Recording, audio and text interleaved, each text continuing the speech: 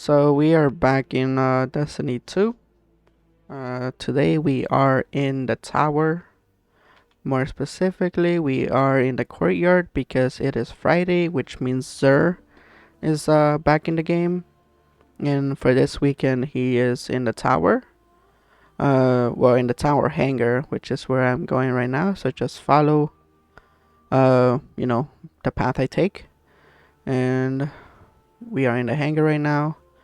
And Xur is gonna be coming up pretty soon. That's when take the stairs. Wow, no one says Xur, but it's alright. I'm here, Xur. Let's see what you have. Okay, so for the exotic weapon, he has brought Lord of Wolves, an exotic shotgun. If you don't have this weapon, I recommend getting it because it's super, or it was super deadly in PvP for quite some time.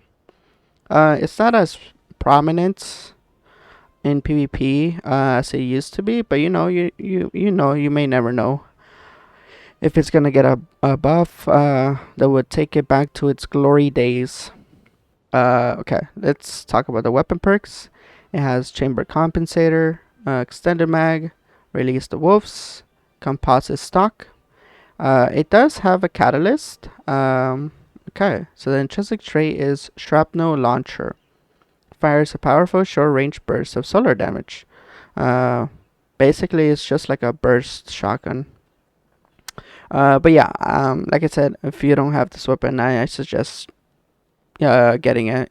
Even if it's gonna stay in the vault, yeah, just get it. Moving on to the armor, Xur has brought Wizen Vest for the Hunter. It's an exotic chest plates. The armor perk is Roving Assassin. Basically, whenever you get a kill with Spectral Blades, um, before going into stealth, you restore more super energy. So you go stealthy or invisible, you get a kill, you get more super energy, and so on and so forth. The stats are kind of low with a total of 62.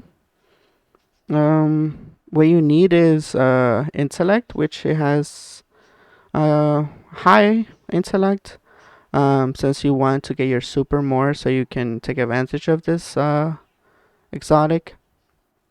I mean, if you like using Spectral Blades, then yeah, I guess it can come in handy in PvE and PvP. So, I mean, if you don't have it, just get it, I guess.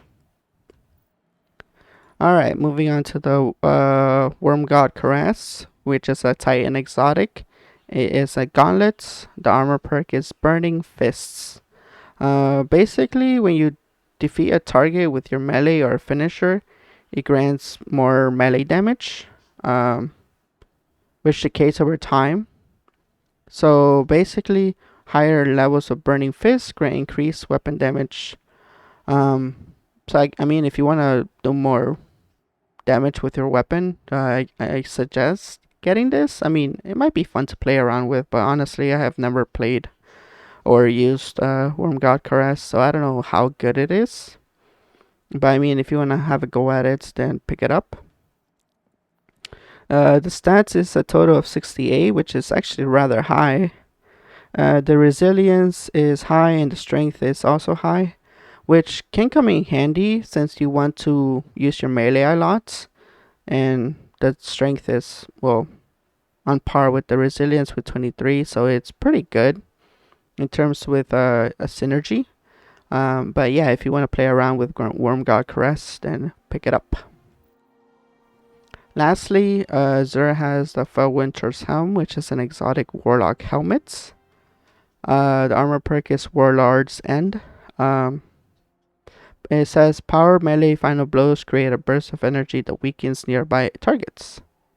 Finishers and final blows against more powerful targets increase the radius of the burst and the length of the weakening effect. Basically, just I guess using your melee to defeat targets weakens other enemies that are nearby.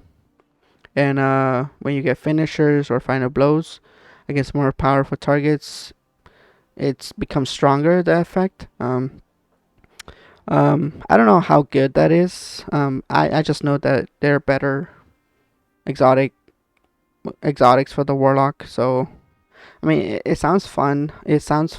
I mean, if you want to play around with it to have fun, or I don't know, experiment with it, then I suggest getting it. Other than that, just look the other way.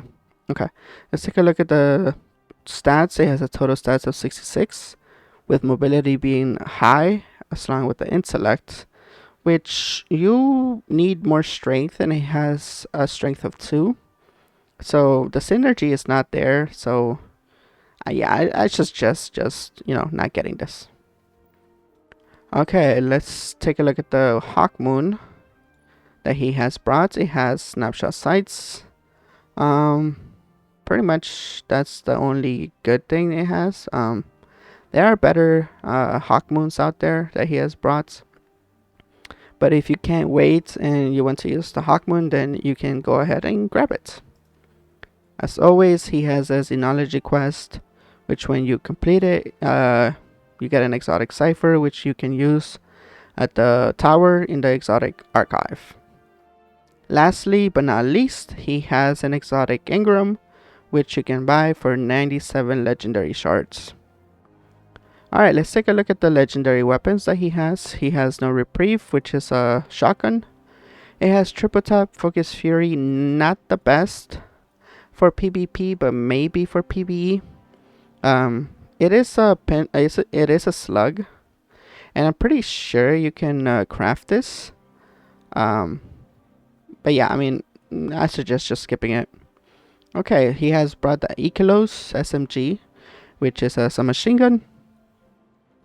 It has perpetual motion and gunshot straight. Those are not bad perks, but you can craft this weapon. So I mean, you don't have to pick this up if you have it crafted, since it can be crafted. But if you don't have it crafted yet, then no, pick it up. It's not that bad.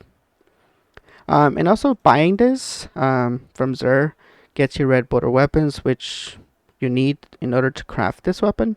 So I mean, if you have 50, if you have if you have a lot of legendary shards and a lot of glimmer, you can try your luck in getting the red borders from Xur. Alright, so he has the spare rations, which is a hand cannon. The perks are snapshot sights and vorpal weapon.